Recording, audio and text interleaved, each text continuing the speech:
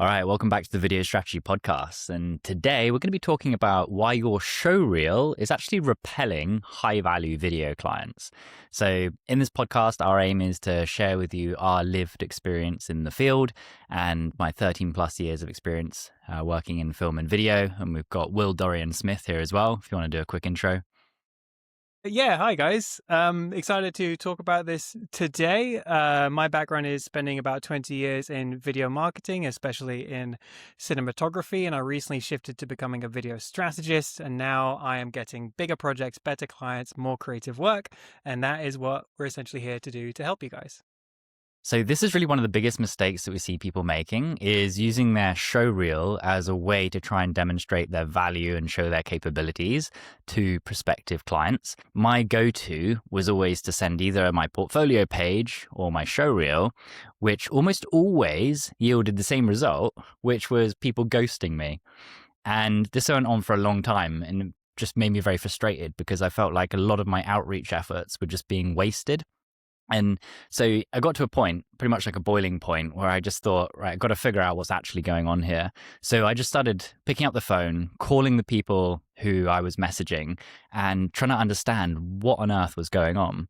And I got through to a few people after some relentless calling and just asked them, you sounded interested at the beginning, but what happened here? And their response was unanimous. It was that they didn't see what they were looking for. They had a look at what I sent and they didn't feel like it was what they needed. And I thought that was weird because the showreel demonstrates that I can do a whole variety of things. It pretty much shows that I can do everything, be it like commercial, like food stuff, manufacturing, like I covered the whole spectrum. I thought that if I could show people I was doing high-end commercial work for big brands, and I'd worked with the likes of National Geographic and Discovery Channel, Airbnb, all these big brands, I thought they would be able to see if I can help them, then I'd be able to help this prospect too. But the reality is they just couldn't see that. And so, the first port of call was I just got very frustrated about it.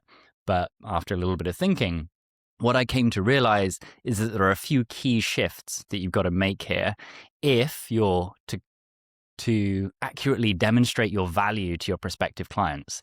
If you want them to be able to see, right, you can clearly help people like us get results like this, there's a series of things that you need to do and a series of shifts you need to make if you want to actually get results in this space. And Will, I know you're very much in a sort of similar boat you were before, because you were working as a cinematographer, working with Nat Geo and such. Like, why is it that we will have this temptation to send the showreel, and what should we be doing instead? I mean, I think it's just what we're all taught to do. Especially if we're cinematographers or editors or producers, our work is like our resume. Right? And people we think that if we show off how wonderful we are, the client's going to think, oh, no brainer, this guy is fantastically wonderful. The only problem with that approach is you're essentially setting yourself aside hundreds or thousands of other people in your space who may be as good or better than you. Plenty probably who aren't, but the client is always just going to pick the cheapest person who can basically deliver the job, which is just not a strong position to be in. A quick story I'll say is it worked well for me to get my National Geographic job as a cinematographer. I spent 3 years shooting my own project specifically to get a job with National Geographic, and after 3 years, they called me up and I happened to have the showreel that happened to be the exact style of this exact show. Pure luck. It got me 3 weeks work, is fantastic, but then the show was cancelled and I was back to square one. So what do? Do I then go out and spend 3 years creating more showreels to try and maybe get another job? Then I moved to the UK, and that's when I started getting into video strategy and realizing that the client doesn't care how beautiful your footage is. There are plenty of people with beautiful footage. All they care about is I've got the specific problem and I need a specific solution. And that's where video strategy really shifted the scales for me. Got it. And so I think the first big shift we need to get across here is that a reel or portfolio page only works for production companies and agencies. right? This is the language of a production company or an agency, which is to say, have a look at a show reel and see the sort of caliber of work that someone is doing. It shows how good you are at creating visuals. It shows how good you are with sound, and also how good you are at editing. Now, when it comes to businesses, what do they care about? Now, fundamentally, they're thinking, can this person help me get the results that matter to me most? Now, the best way to be able to show this to prospective clients is with case studies. So, the most important thing of all here is that you want to be replacing your showreel and your portfolio with case studies. Now, to break that down, a case study is showing, right, we help people like you get results like this. And I found that the best format to do this is nice and simple. You want to be able to say, here's the problem that the client came to us with. Here's the approach that we took, and here's the result that they got. Nice and simple. And if you can do that, if you can show you help people like this get results like that multiple times, ideally 3 or more in your marketing, you're going to notice a profound difference in your reply rates, in the effectiveness of your lead generation, in your conversions. Because if people can see, right, this is someone who helps people like us, then they're far more likely to work with you. Now, obviously, that's the ideal, is you want to be able to go into every conversation with countless pieces of proof that are just like this. But for many of you, it's more about working towards that. The goal, if you were to set yourself a goal for this year, what I'd recommend, if you don't have it already, is to have 3 really strong case studies specific to your niche. Does that make sense? But yeah, I think that's huge, and that's really helped me in the past couple of years. Again, I started with a showreel approach, and you got to think from the client side, like, are they really going to look through another 1 to 2 minute showreel of beautiful footage that all kind of roughly looks the same? Like, even if you're the best possible footage, like, what are the results that's actually getting them? I have found now on my website, I have a bunch of different case studies, and in 1 minute, they can skim through 5 different case studies, find 5 different results, millions of views, millions of pounds, whatever's important to them. That this project specifically created for the other client. And so it's just a much easier conversation to have. Yeah. Are there any like specific case studies that you're most proud of, or you found that actually, are a turning point in conversations when you show them to clients? But yeah, absolutely. The ones on our website. So there was one restaurant brand in London, Cricket. I did a 3 months for the price of 2 deal to get started. Got them millions of views in socials, and now that's my core case study. And then over time, I was able to up my offering for Cricket. They're being my longest standing client, 18 months. And this continuously helped me get new clients in the space. And that was just starting out with a reduced price.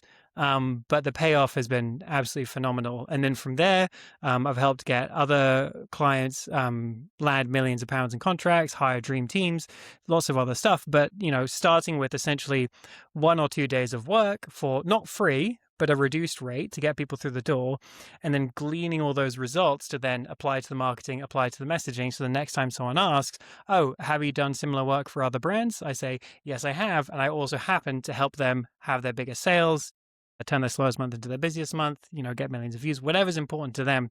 But really, every job is really about the results you can help them get.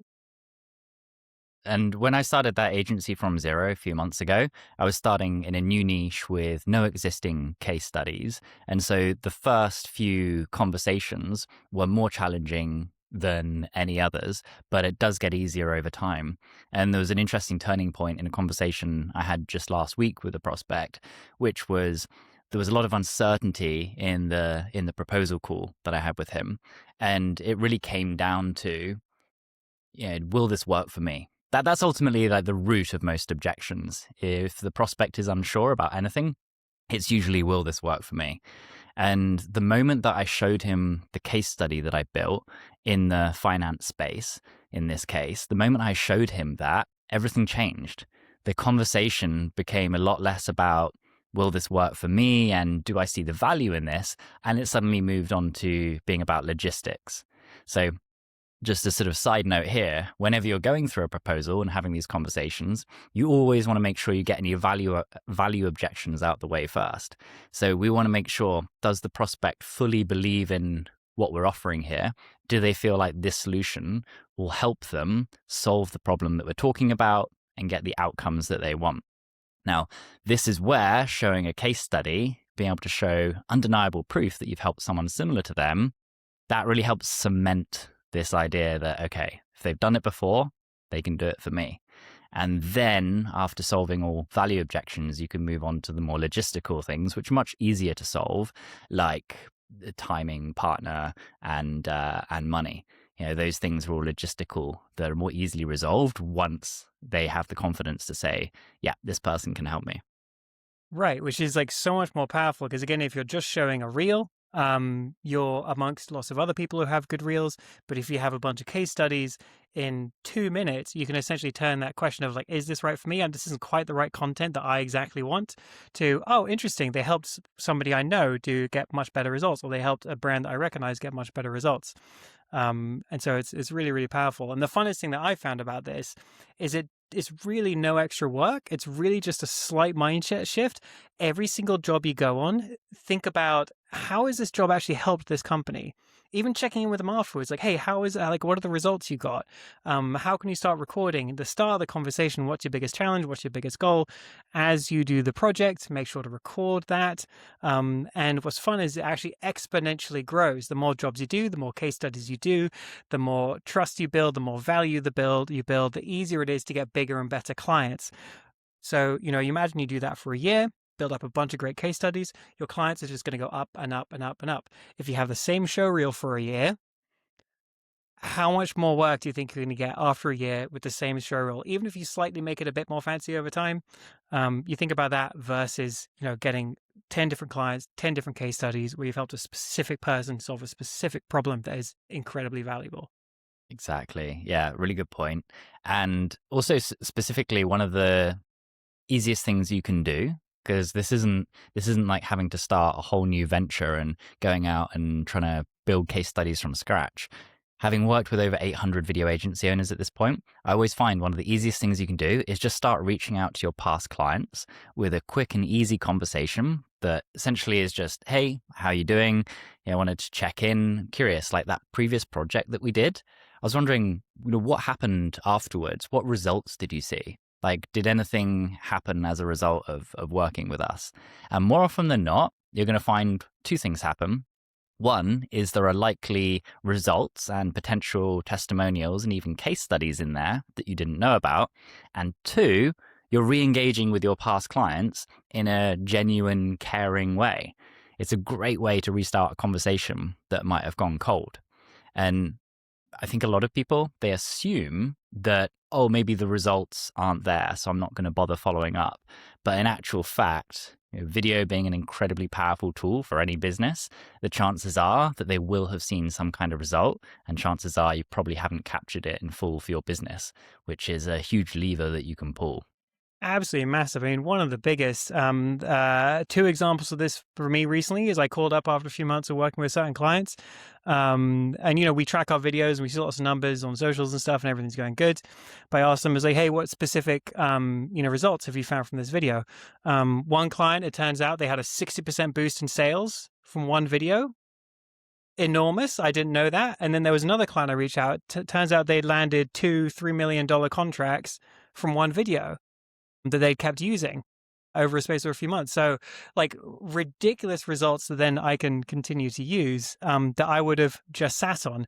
And I think this actually goes much deeper. I was just talking to a bunch of creative folks recently, photographers, videographers, graphic designers, and just personally on like an identity level, the sense of personal value you get from these conversations of realizing that your work is creating millions of pounds of impact and genuinely help shape businesses. It shifts you again from being like, I'm a supplier who charges a day rate and yeah, I love my work, but is it actually working? And then you have a conversation, you're like, damn, that really freaking worked. And then that gives you confidence on the next sales call to be like, you know what? I am worth multi-millions. And that is fine. Yeah, I think that that's a very good point. And you can take that to another level as well of having a results wall, whether this is something you print out and have in your office or have on your desktop. Before you go into any sales conversations, have a look at the results that you've got for clients in the past, and it gives you a huge boost. It's like the confidence that and the gravitas that comes with knowing the kind of results that you can actually get for clients. So yeah, if you have got any doubts about how much you can be charging, you want to be increasing your rates, start there. Get yourself some undeniable proof that you're worth more. So let's bring this back to what I think is one of the deeper underlying pieces of all of this that ties it all together, which is that when you use a showreel or you're just sending someone a portfolio page, you're really saying, hey, here's what I can do. And in actual fact, what you want to be doing is thinking about the customer first. And I'm a huge advocate of customer focused thinking, customer focused marketing and sales. And what it comes down to is all of your marketing really wants to be speaking directly to the customer's pain points and challenges. They don't care so much about who you are and what you do. They want to know, do you understand my specific pain points and challenges?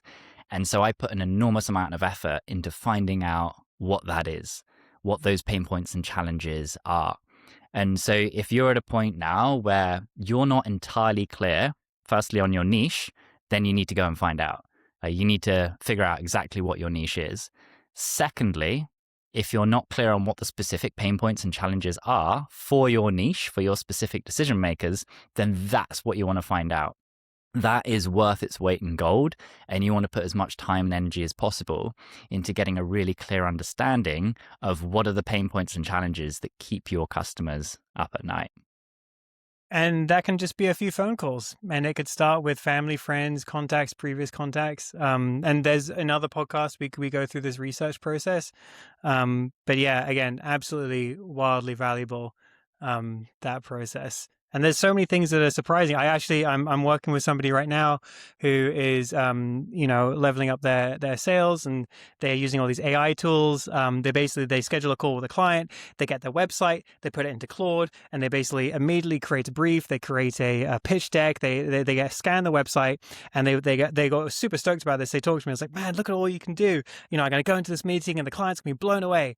Turns out the client was not interested. They were on Slack half the time. They didn't even care. And they just left because they saw him as another supplier. And I asked him, how often do you update your website? And he was like, oh, maybe like once a year. And I said, okay, well, how often do you think they update their website? Like, do you know what their biggest problem is right now? Like, you're pitching them on a problem that you think they might have, which might have been a year ago. So conversations, that's the only way you're actually really going to understand people's problems. Yeah, and another example of this, I think you were on one of our proposal review calls the other day, Will, and we were looking at one of our clients' proposal calls, and it was textbook. He was just spot on all the way through. The client was nodding, being like, yes, this is exactly what I need. Almost unprompted. He was so enthusiastic about this proposal. He was saying all the right things, and absolutely loved that call. Got to the very end of it, and I asked our client, like, how much AI did you use in this process?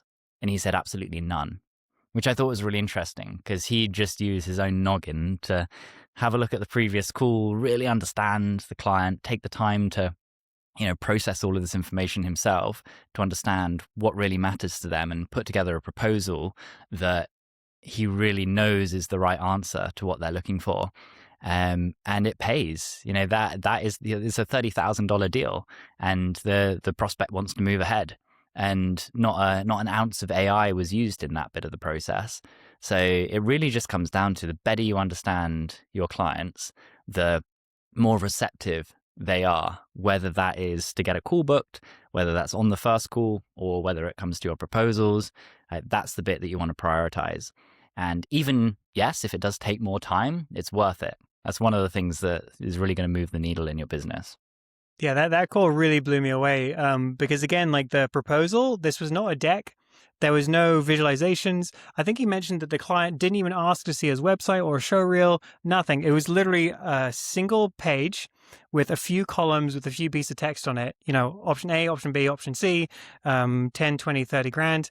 And the guy, because he felt so understood and really understood the challenge and really understood how this person could solve his problem, for them, it was a no-brainer. And that was really enlightening and eye-opening for me, to see the power of just understanding, just talking to people, understand their problems, and creating solutions that seem really good for them. And flashy images, flashy AI, you're just shooting in the wrong direction. So what are the big takeaways for today? I mean, it's really stop selling the craft and start selling the change. Start focusing on the transformation. It's not about you and your showreel. It's about how well you understand your customers and their pain points and challenges. And it's very likely that you're already getting great transformations for your customers, but you just need to spend a bit of time actually capturing them. So that means when you're starting new projects, make that a point of focus, which is you have a conversation with your client and say, right, we want to create an amazing case study with you. What are the key metrics that we need to track? Make sure you track those metrics through the project, and then you can record an amazing case study with them at the end. Any other key areas you'd say are most important for this? Yeah, I mean, I think it's just like knowing that you can do it, that this is not a big change. This is not about rebuilding a website or rebuilding a reel or going shooting out a bunch of spec commercials. It really is just picking up the phone and asking a few pointed questions, and shifting the mindset that this is the number one most important thing. If you don't understand your client, how can you possibly provide value? So it's not complicated. It's not expensive. It's not difficult. This could be one of the cheapest, simplest unlocks for you in 2026. 100%. And just before we come to an end today as well, I just want to share that we're building something really special for video agency owners at the moment, which brings all of what we've been talking about over the previous episodes together into one platform, into one tool that is ultimately designed to help you dial in your niche, your positioning, your marketing, your messaging, and help you get meetings booked with the people that matter and close deals. There's never been anything quite like this on the market before. I'm super excited to share it all with you very, very soon. So stay tuned for that. I'll be sharing announcements in our newsletter. But until then, I hope you found this episode valuable, and there's lots of takeaways in here. Let us know what you thought in the comments below, and we'll see you next time.